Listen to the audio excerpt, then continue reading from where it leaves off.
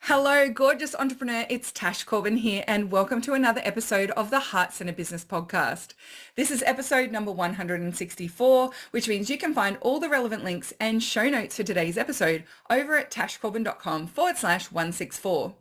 In today's episode, I'm going to share with you my launch mistakes and what I do differently now. So if you've ever wanted to know what I mess up, remember, I make mistakes so that you don't have to. This is going to be a particularly helpful episode for you. I'm Tash Corbin, and this is the Heart-Centered Business Podcast. Okay, so I make a lot of mistakes when it comes to launching. I will be honest with you. And my job or my goal as an online business owner is not to avoid mistakes altogether. It's actually to make my mistakes quickly and make them once. So I make lots and lots of mistakes in launching, make them once if possible, and move forward and learn the lessons so that I can get my launches working more effectively each time around. So here are my top 5 mistakes I've made in launching and what I do differently now. Mistake number 1 is jumping from launch to launch to launch, sometimes even with overlap between different launches. This has been the fast track to burnout, stress, and launches not converting particularly effectively for me. And I've had to relearn this one over and over again. I make far too many products. I find myself going like lots and lots of products and then refining down to, okay, no, these are my core ones. Lots and lots of products. These are my core ones. And I've learned to embrace that cycle for myself over time. But I also know that if I overlap my launches, my conversion rate of each launch suffers. And that's because the most powerful and important time in a launch is the last week of the launch. And if I'm already thinking about the next launch, hello, squirrel brain jumps from thing to thing, then chances are that I've actually checked out of the previous launch and I've missed the most critical time of that launch to get those conversions coming in. So now how do I do it differently? Well, not only does each launch get its own time and energy and focus, I also put a bit of space in between my launches as well. So rather than jumping from one launch to the next, I make sure I've got a good 3 to 4 weeks in between each launch to focus on really nurturing my audience, recenter myself, finish off what I finished in my previous launch and do the reviews and look at the numbers, and then start ramping up to the next launch. Now, I must admit, especially in 2021 and early 2021, when I was preparing to go away for an extended period of time, I squeezed my launches together. And then again, in early 2022, when I was trying to rebuild my business after 8 months away, I squeezed my launches together again. But it was another lesson in making sure I had space because those first few launches back did not do very well. And I can see now upon reflection, it was because I tried to squeeze them together too close and I had a little bit of an overlap again. And I wasn't completing the launches. I wasn't seeing them through effectively. So lesson learned again, spread them back out. Number 2 mistake is doing it all on the fly. And I think I did this for my first 12 or 15 launches. I didn't pre-write emails in advance. I didn't even have a plan of what the second webinar was going to be when I ran the first webinar. Now, some of that was actually fortunate because running the first webinar of my launch, I could see some of the challenges and barriers that my audience had that I hadn't really considered or thought of in advance. And so being able to pivot and adjust as I went was really helpful in some of those first launches. But it also meant that I missed a lot of opportunities in my launches as well.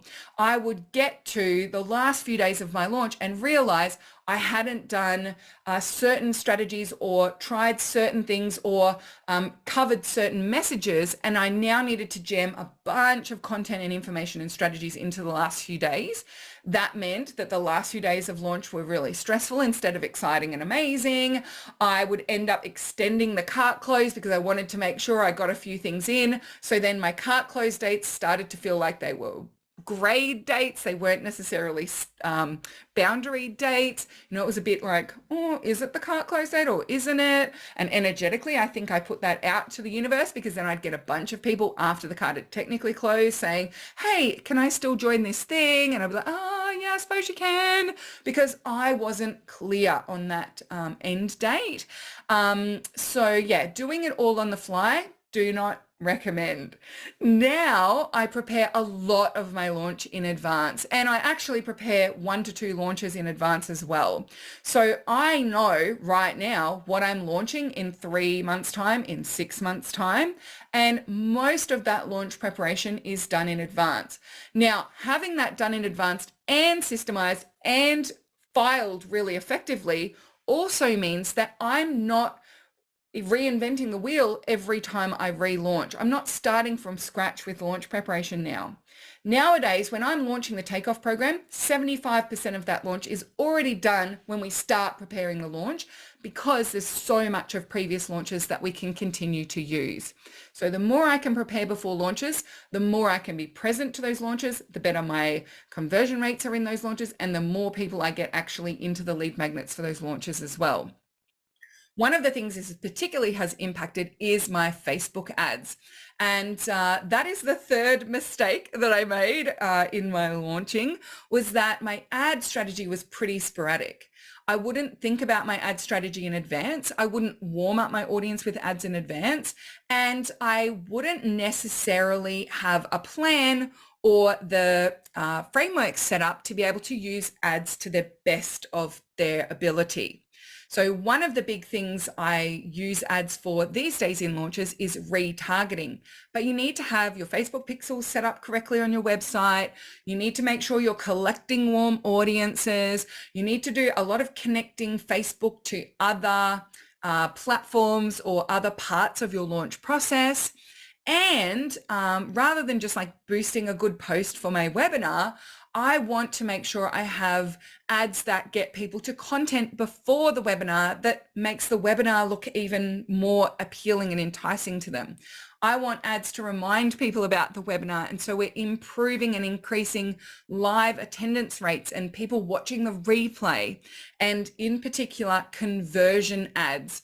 I really didn't use conversion ads for my launches all the way up until 2020, maybe even 2021. I mostly used my ads to just get people into the launch, and then relied on organic reach on social media and my emails to get the conversion done. And now when I use conversion ads in my launches, I'm seeing far more visits to the sales page and a far higher percentage of my leads for that launch engaging in the upsell part of that launch as well. Now, I will be honest, I still have a lot of work to do when it comes to really nailing my Facebook ad strategy, but I couldn't even get close to nailing that strategy by just using those sporadic ads during my launches. So when it comes to launching, I recommend going organic for the first couple of launches, then using some sporadic ads to improve signups to your lead magnets, but then having a plan on how you're going to progress into a more consistent and more strategic ad strategy. And for me, that means hiring an ads manager, because the last thing I want to be doing during my launch is focusing on running Facebook ads and checking numbers and all that kind of thing, because that is robbing me of important time during my launch to connect and be present with my audience. Which brings me to number 4 mistake, leaving the conversion part of my launch to emails, social media posts, and the sales page. Actually, the most high conversion action I can do in a launch is to be present with my audience. So if I'm managing ads and scheduling social media posts and writing emails and reviewing my sales page during a launch, I am not going to be as present with my audience. High connection equals high conversion, and that still stands when it comes to launches. In particular, I'm present with my audience by being live on social media. I'm present with my audience by being very responsive to questions and comments in the DMs and on my social posts. I'm present by responding to email queries and people wanting to ask clarifying questions during the launch process. and I'm hyper present on the last couple of days of my launch to make sure that people know I'm there and I'm able to answer their questions. And we're talking about the big value proposition of the launch live as much as possible.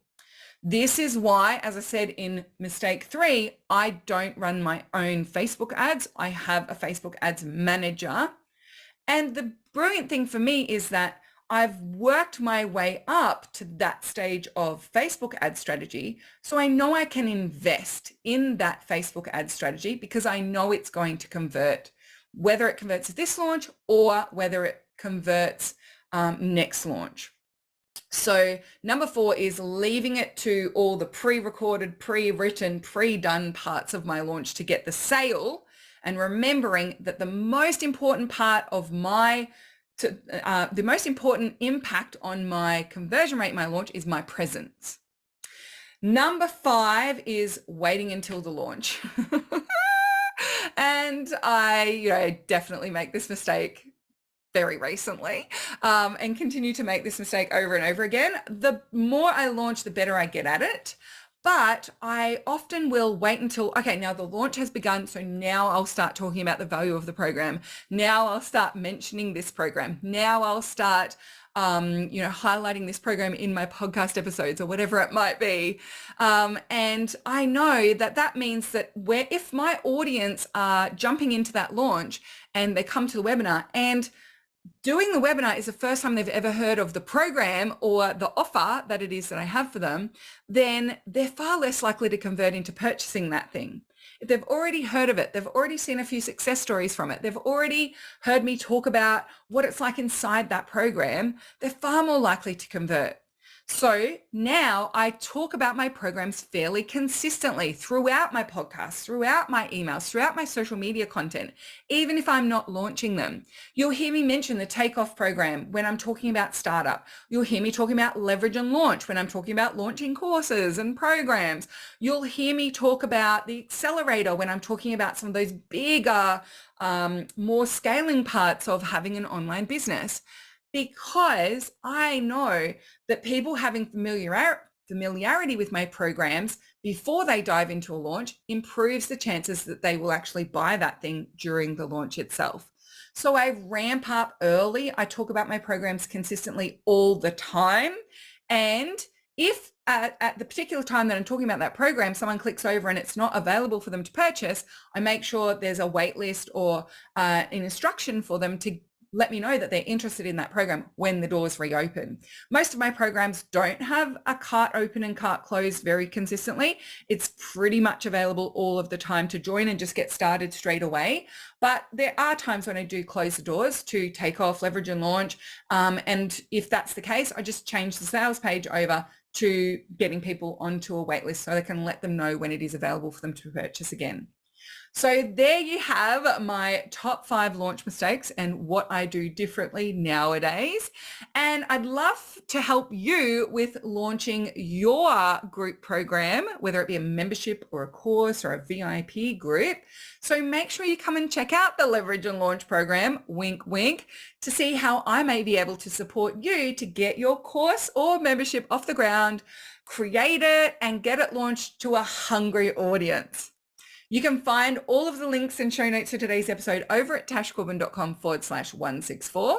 Thank you so much for joining me for this episode of the Hearts in a Business podcast. And until next time, I cannot wait to see you shine. Bye for now. Would you like more tips, tools, and resources to help you grow your heart-centered business? Head to tashcorbin.com today.